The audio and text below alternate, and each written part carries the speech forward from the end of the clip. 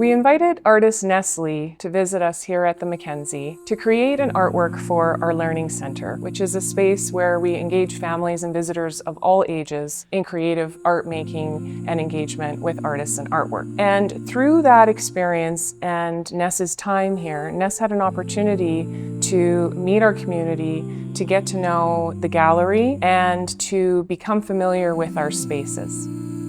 Hello, my name is Ness Lee. I'm an artist from Toronto and I'm Hakka Chinese, and I make art about feelings.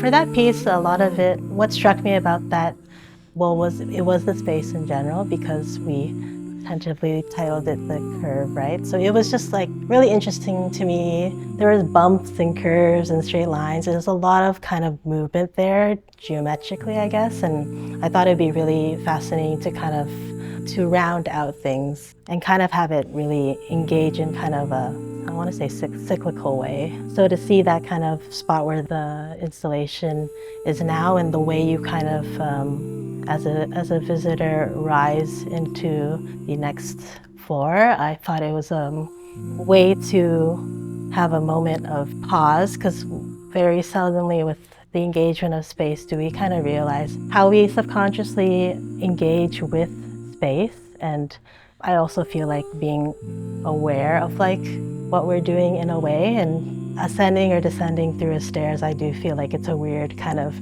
ritualistic thing that we do that maybe sometimes we don't necessarily pay attention to. I think because of the long nature of that piece as well, I did treat it, in my mind at least, like a sequential kind of narrative of something unfolding, or like maybe a domino effect of things, but having a stillness to it, as if like you were witnessing it and you were able to press pause. And the whole piece for me is about kind of like a transitional stage or a development of change and standing in that change. So it's as if you can almost witness all the stages at once and like kind of accept it in a way. So I kind of feel like it's like being in your own stillness in a way, and just like taking it in, which I felt kind of also connecting to my idea of like taking in the space, whether it be like physical